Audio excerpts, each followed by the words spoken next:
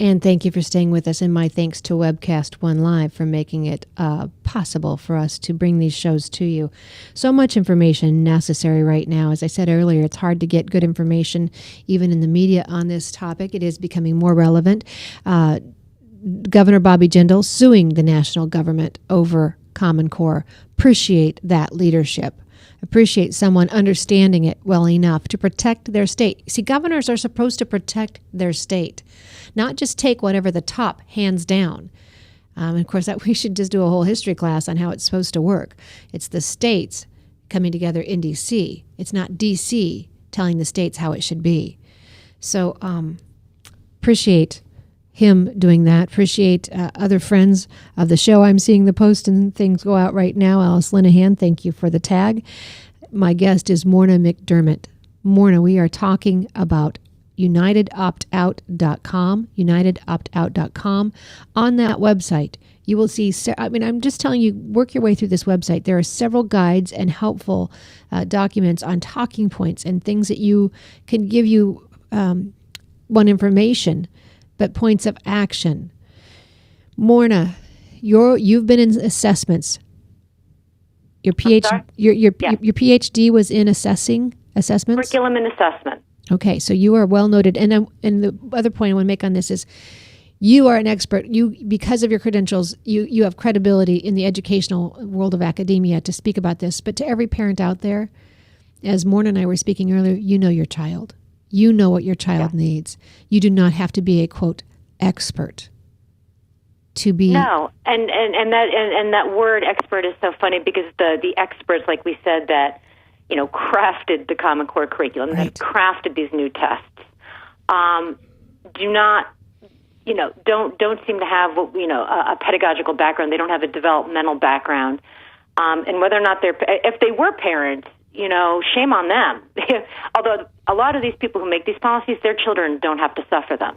They go to private schools where they don't have to have high-stakes testing and Common Core curriculum. They go to other schools. Right. You're right. David Coleman, for example. For our children. David Coleman, the author, what we call the architect of Common Core. His kids apparently go to a private school. Bill Gates funding much of Common Core. Did his kids in public school? Of course not. Uh-huh. I'd love to have him drop his kids off in the middle of Seattle, in the most underperforming school, and tell me that it's going to be just as good as any private school because he put the Common Core in there. I double dog dare him. So while he's preparing our kids to be bubble, fill in bubbles on test and be answer directed to be order takers. Mm-hmm. He's teaching his kids how to be the question givers. Right. Okay. Right, exactly. I mean, the Common Core was designed with a lot of corporations in mind. I have a chart that I did a couple of years ago, and it shows you who funded, not who supports, because that's a different issue, but who actually gave the millions and billions of dollars. Bill and Melinda Gates, of course, a gimme. Number one answer in Family Feud is the Bill and Melinda Gates Foundation. But it's all these other corporations. It's Intel and Yahoo and Citibank and Achieve, which is a nonprofit that propped it up. And all these corporations that you're thinking, why on earth would they have anything to do with curriculum? Until you realize that they have a vested interest in preparing our children to be the workers that they want. Right. All right. So thank you. Let's get to the website, Essential Guides, Common Core Talking Points for Teachers, Common Core Talking Points in general, Common Core and High Skates Testing Brochure, Early Childhood Guide for Parents. If I have a child who's in high school, are they going to lose the ability to be competitive for scholarships and college admission? I'm going to have to give you the answer you don't want, which is it depends. There are an increasing number of colleges that are not requiring those tests in order to be admitted into colleges.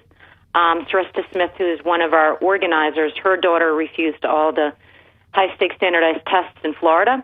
She graduated with flying colors. She's now at Howard University in Washington, D.C., doing very well. So there are universities that are looking at multiple measures. They're looking at multiple indicators. in lieu of the standardized test. So it's going to depend on the college that you're looking at. And so I think, too, there may be a little bit of a bubble, but used to colleges were not welcoming of homeschoolers because they didn't have the GPA, they didn't have the conventional progress report card. But when they learned how well students were doing on the whole as homeschooling students, many of them started recruiting those students. I think this will be the same.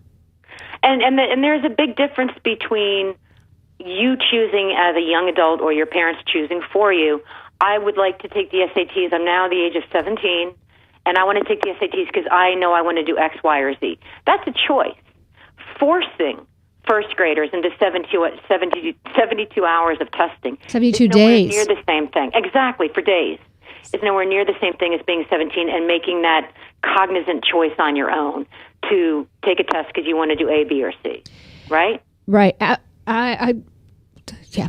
So on your website, let's go through some of these talking points. You've made documents easy that people can print off. They can get information and send out. You even give people instruction on op-eds. Yes.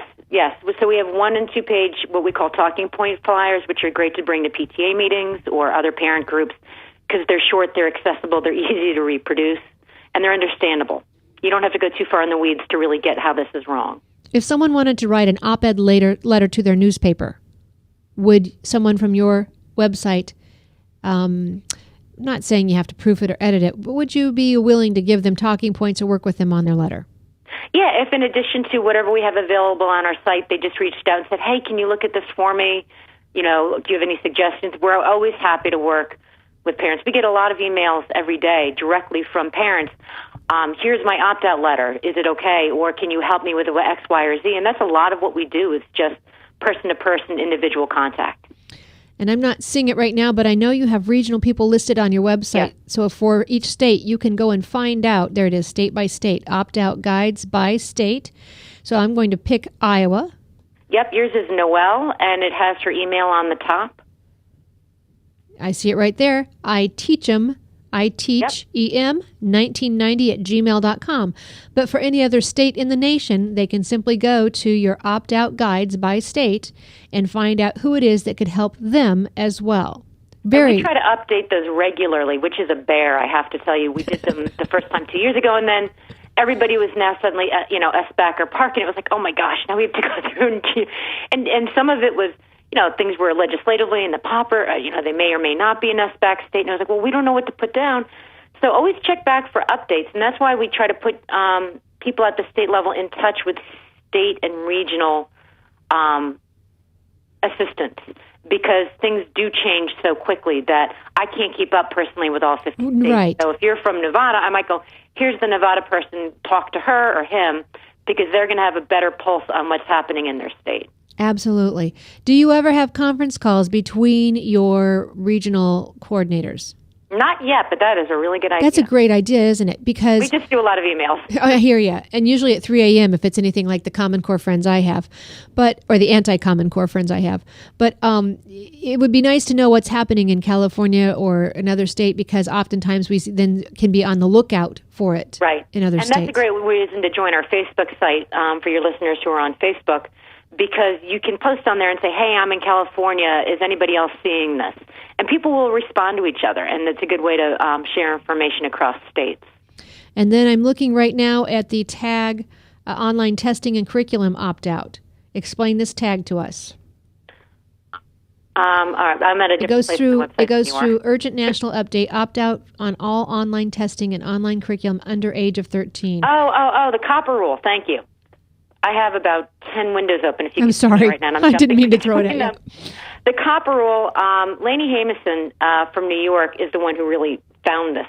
God bless her for finding this thing. And I want to try to pull it up for you so I can read it accurately. But I can at least riff you through it while I'm finding the specifics. The copper rule is a regulation that says that parents have the right to refuse any online material. That includes testing or curriculum if it's delivered online. And so we believe that rule trumps any state or federal legislation to require that all children be tested. So if you've got here we go. If you've got children who are taking the park, for example, that's going to be delivered more and more online. But it could be a state test. Student Privacy Matters. That's the name of the website that first found it. And you can refuse your child to participate in the online testing. So if you go to our website and you click on that, it's the Urgent National Update. You can read all the details. There's an opt-out form that you can click on. You can go to Student Privacy Matters for more details on it. But the long and the short of it is this federal regulation trumps testing and curricular requirements at the state or federal level for under the age of 13. And I can't find it right now. I can't get my hands on it. But just recently, we talked about an article. The Arne Duncan, I believe, has said they are going to change the they're going to amend the is it Elementary and Secondary Education Act, ESDA, to quote phase out state authority. That'll be interesting. I haven't read it. I believe it's possible that he would say it. I think the pushback's going to be so enormous. It stands a snowball's chance of going through. I think they've already done it through the regulation and bureaucratic, not legally, not constitutionally. This is the concern. David Barton was on this show November 5th, and I would invite anybody to go back and look at that archive. He starts at the 30-minute mark. But he is talking since 2012, this administration has put forth, he doesn't say passed, he says added, I think it's 3,800. I'm not to go back and check me out on that, but I think it was 3,800 new laws through regulation and bureaucracy. So we've lost the whole way we're supposed to do things through the legislature. Please send me that link when we're off the phone. I would like to read that more closely because I've been trying to chase the legislation, and that in and of itself is a full-time job. I'm more of a corporate hunter. I like a corporate interest in children's personal matters like data. So I can tell you anything you want to know about the corporate end of it. The legislative end of it is a giant octopus on steroids. I will try. So you've got AESA, you've got No Child Left Behind reauthorization, you've got Race to the Top. The Race to the Top is the funding that attaches states or holds them in obligation to the federal government. The thing that most states and parents don't realize is it's really a pittance of money. So if you refuse the Race to the Top and all the nightmare that comes with it, and you think, oh my gosh, we're going to lose that money. First of all, it's not that much money. Most funding for schools comes from the state and local levels. Only about 10% maybe, I think, comes from the federal government. Plus, if you take that money's going to go to pay for the reforms that you wouldn't have needed the money for if you didn't take the reforms in the first place. You're not going to be able to keep it and build a playground or hire a new art teacher. It's going to go to the new tests and the new curriculum, so you're better off without it. So just reject the entire thing. On that note, I may add, Michelle Bachmann said in 2012 on her presidential run, you would be ahead money because you lose money every time you send it to Washington and they send less back to you. You would be better off to give that same money to your local school districts and keep it all in your state. Along with that, Henry Burke has done analysis on each state. I think he used the Heartlands Institute. I think he used some of their numbers, but he did a state-specific analysis. If any of you would like that, Henry Burke will get it to you for your state on what it will cost you. And what he came up with was states who have refused the Common Core money will end up making money, saving money. It will cost them more money than anything they're getting from the state. We're now seeing that in Iowa. We warned of this. And even though we're said not to have Common Core, we have /Iowa Core. Big education bill went through in 2012, and now our legislators are dealing with bandwidth expansion bills. That's for the online technology to deliver everything to private corporations. See, Jane Robbins warned us of this in a legislative hearing. And so we're trying to get the language of that bill to see where it's at and what it exactly does. But this is exactly what she said as well. The schools don't have the capacity for that online testing, and so they're going to come back and tax the citizens one more time to pay for something they don't want. Right, and then that money goes to Newton or K-12 or McKinsey and Company or whoever it is that's going to manage all of this stuff. And it's really important, the legislative piece that we're talking about, because there's a lot going on, lots of shifts right now, with new Senate, new Congress, everything's changing. Be very, very careful of language. And I say this to anybody on any side of the aisle, look very closely at the language of whatever legislation's coming out. Look very closely at the connections that whatever politician is arguing for something that might sound good. Maybe it is. But be very, very careful, because sometimes, meet the new boss, same as the old boss. It's always preferable to get the federal hands out of education and put it back local. But that doesn't mean that just because somebody is at the state level or local level, that they're not beholden to the same bad actors. Right. You see a lot of Lamar Alexander, who's talking about changing the No Child Left Behind bill. I read it closely. And I'm like, yeah, this sounds good, state and local authority and curricular decision-making.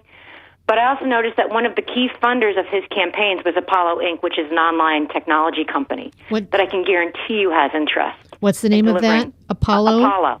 APOLLO. So, yeah, I went and I looked, and I was like, well, this is an interesting tidbit of information.